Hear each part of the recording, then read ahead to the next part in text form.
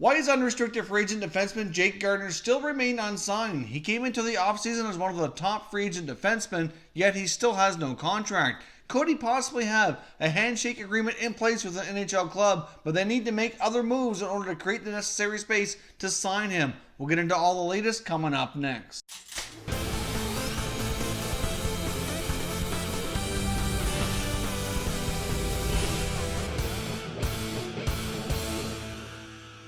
So welcome back here to Top Shelf Hockey. Now, as I mentioned, today we're going to be discussing Jake Gardiner and why he still remains an unrestricted free agent, unsigned, and does not have a contract with an NHL club for the upcoming season. Now, this information being discussed today comes from Michael Russo, who writes for The Athletic, and he also has a podcast as well. On his most recent episode of his podcast, he was asked why Jake Gardiner remains unsigned. And of course, he has a lot of inside sources. So based on his intel, as well as his own personal opinion, he felt that the possibility does exist that Jake Gardiner does have like a handshake verbal agreement in place on a contract with an NHL club, but they need to create some necessary cap space in order to facilitate the transaction and get him signed here. Now, he believes that they more than likely are looking to move another defenseman off their roster. Somebody who's likely making a substantial amount of money, or at least a decent sized contract that would certainly create the necessary cap space. Now, of course, this is just a theory on his part. Like he said, it's a combination of what he knows through inside sources as well as his own personal opinion. So let's just assume here for a moment that he is onto something and that he might be right. I took a look around the NHL to see what teams might possibly make sense to kind of fall into this category. Teams who could use his services, that would make sense to want to sign him, and might also have another defenseman making a decent amount of money that they're looking to trade that could possibly fit what we're looking for here. So let's take a look at the teams I've narrowed down who very well could have a handshake agreement in place with Jake Gardiner. First up, we got the New York Islanders. Now, as we know, the New York Islanders still have a couple of restricted free agent forwards to sign, including Anthony Beauvillier and Michael Del Cole. They have over $8 million in cap space, but of course, those two contracts will certainly eat away at that. Shouldn't be too expensive. Obviously, Del Cole doesn't have a lot of leverage. He's not a really fully established NHL player, but Beauvillier's had a couple of decent years now with the Islanders. So let's just assume, for example, that maybe both those contracts eat somewhere between 2 to 3, maybe $3.5 million probably at most between the two players. That still leaves a decent amount of cap space. But of course, just because there's enough room, teams might want to make sure they can move other assets in order to make sure that they sign other players to kind of replace them. Now, when it comes to the New York Islanders, a couple things we can say for sure is that GM Lou Lamoriello is obviously very familiar with Jake Gardiner after working with the Maple Leafs for a few years, so he's certainly well aware firsthand what he can bring to the table, what kind of offense he can generate. It's also been rumored for some time that the New York Islanders are looking to move defenseman Nick Leddy. Now, Nick Leddy currently makes $5.5 million as well, so that's a fairly substantial contract. He's been in the rumor mill for some time, but we haven't seen any action, obviously, as of yet. And there really hasn't been a whole lot of talk around him recently, as well as a lot of other teams have already satisfied their defensive needs here through other trades or free agent signings. So as we get further into the offseason, some of these moves will become trickier to make as there's going to be fewer and fewer trade partners. But I do think in this case, the Islanders do make sense as a possible landing spot for Jake Gardiner, assuming they did move Nick Leddy, depending on what their internal budgets are, what they're factoring in for other contracts, like I said, for guys like Beauvillier and Del Cole. To me, it makes a lot of sense that they very well might be in the mix here. Next up, we've got the Montreal Canadiens. Now, the Habs are a team that's been linked to Gardiner since the beginning of free agency. The Habs clearly were looking to make some moves this offseason. They tried signing Sebastian Aho to an offer sheet. Unfortunately, that did not work out. They did not get the player.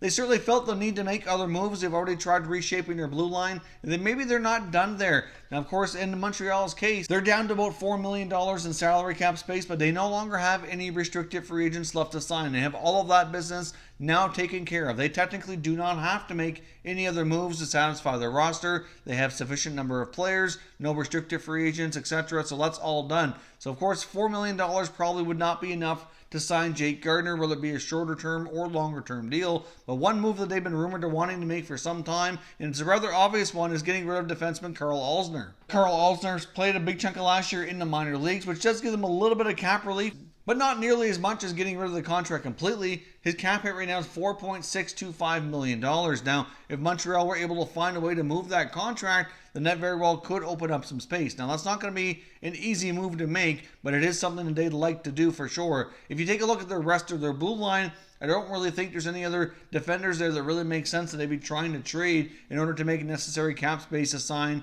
a player like Jake Gardiner. Obviously, trading guys like Shea Weber or Jeff Petrie likely wouldn't make sense. They had some other guys that they just signed, like Ben Sherrod. They just re-signed Mike Riley. Obviously, they have other guys like Brett Kulak there. It just really doesn't make a lot of sense. None of them would be making a substantial enough amount of money or really make sense in that aspect. So I really think the only one here that makes sense would be Alzner. And really, I'm sure it's a deal they'd love to be able to do, but certainly will not prove to be easy at all. But if you do see Carl Alzner being traded or for the Habs finding a way to move that contract off the books, maybe they take the plunge and try to buy him out as well. That's another possibility. But if there isn't any news on Alzner, whether it be a trade or a buyout, I would think that likely that could be leading to a potential Jake Gardiner signing. Next up, we've got the Carolina Hurricanes. Now, the Hurricanes are a very interesting team, obviously. They had a pretty good Stanley Cup playoff run this past year after missing the playoffs for quite a long period of time. New owner Tom Dundon certainly looked to make a splash last season, and they certainly had a pretty solid year. Their attendance for next year should already be better. They've already increased their number of season ticket holders.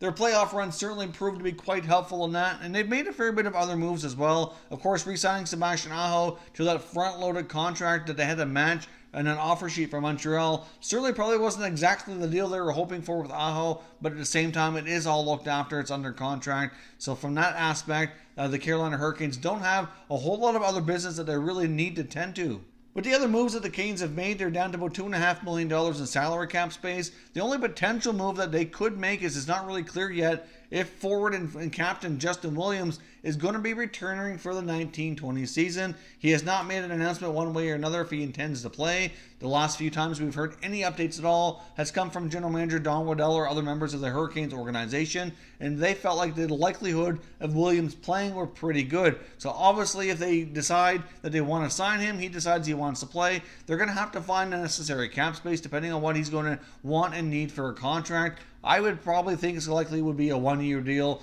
probably around $4 to $5 million. That's probably where he would fall. I mean, he may take a cheaper contract. It is possible, but somewhere in that range likely is where things are going to fall. Now, if you take a look at the other moves that the Hurricanes have made, one move that hasn't been made is a trading of a defenseman like Justin Falk, who's entering the final year of his contract. He's a pending unrestricted free agent. We were told earlier this offseason that the negotiations between the two on an extension were not going well and that they were exploring trade possibilities. But of course, that's never come to be. So it certainly would make sense that they would continue to have those conversations if they don't think re-signing him is something that's going to be feasible based on what he's looking for and what they try to keep within their own internal budget. Now, if they trade Justin Falk and they get back some different pieces and they went ahead and signed Jake Gardiner, their defense could certainly still look pretty decent. On the right side, they could have Dougie Hamilton, Brett Pesce, Trevor Van Riemsdyk. On the left side, they could have Jacob Slavin, Jake Gardiner, and maybe Hayden Fleury as the third pair guy. Obviously, they did re-sign Fleury, and I do expect him to get more of a full-time NHL opportunity this coming year. So to me, that would be a pretty decent top six defense core, and certainly would make a lot of sense that a guy like Gardiner could really help push to play, help generate even more offense. Their young guys last year certainly produced a fair bit of the offense. But overall, as a team, the Canes could certainly stand and take some steps forward in terms of generating overall more team defense, and having a great puck mover on the blue line like Gardiner could certainly go a long way to doing that. So I do feel it makes a lot of sense here for the Carolina Hurricanes to possibly be in the mix. Now, the last team I feel makes really good sense and could possibly have sort of an agreement here with Gardiner would be the Edmonton Oilers. Now, the Oilers are certainly a team trying to restructure some things, and they're down to $2.4 million in salary cap space. The only player that remains unsigned is restricted free agent forward Jesse Puljujarvi, who has requested a trade or talked about the possibility he very well may go play in Europe this year. So if he is signed, it very well could be by another team after he's traded, or he could end up playing in Europe. So either way, he may not have an impact on their 1920 salary cap overall situation here, depending on what happens. Another player, though, that the Oilers have been rumored to be trying to move would be defenseman Chris Russell, who does have a modified no-trade clause. I think trading a guy like Russell, bringing in a guy like Gardiner could have some value. Obviously, a guy like Gardiner on the back end would go a long way to be able to move the puck and get it to their scoring forwards like Connor McDavid, Leon Draisaitl. The more they can get the puck and the faster they can transition up the ice will certainly encourage and help those forwards be even more productive, even more offensive. And adding a guy like Gardiner, I think, would be perfect in that sense.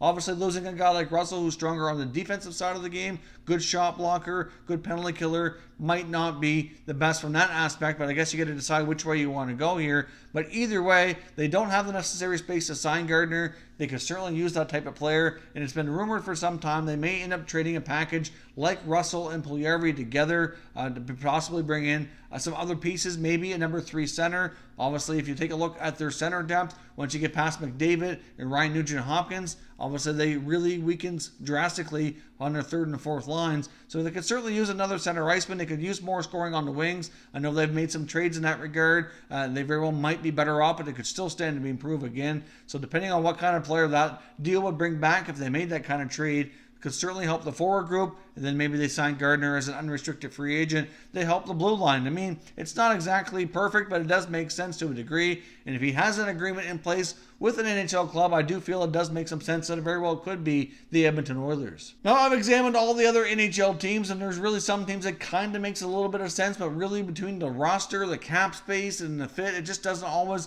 make a lot of sense here. To me, these are the teams that have the most likelihood, that would make the most sense from a variety of standpoints, to possibly be wanting to sign a player like Jake Gardiner. So obviously he is likely going to play somewheres. I just don't buy the fact that they're kind of scared off by the back injury. I mean, even if they're offering more of a shorter term contract, you think a player of his magnitude, being one of the top defenders on the free agent market, that he'd be signed somewheres by now. Even if he's not getting that 7-year deal that he might have been hoping for, if he's able to get a 2, 3, 4-year deal, you think after all this time, almost a full month into free agency, that something would be sorted out. It does make a lot of sense that he likely does have some kind of verbal agreement in place, and he's waiting for a team to make a trade to be able to make the signing official. Of course, there is some risk posed here on Gardiner's side especially, because if this is only a verbal agreement, that team could end up not being able to make the trade they were hoping to, or could very well change their mind, and he might be out of a contract and still looking for work later than he was expecting to be. So no guarantee that this is actually the case,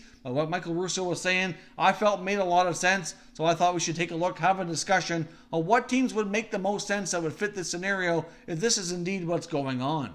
So let me know what you think down in the comment section. Does this scenario make sense that Gardiner likely does have some kind of verbal agreement on a contract and he's waiting for the team to make a trade to open up the cap space? And if so, which team do you think makes the most sense? Is it one of the teams I've mentioned, or did you find another NHL team that you feel makes even more sense? If so, let me know your thoughts and explanations down in the comments so we can discuss further. If you're new to the channel, consider subscribing and turning on your notifications so you don't miss any future content. Give this video a thumbs up if you enjoyed it as well. I'd appreciate it if you did. As always, thank you for watching, and I will catch you next time.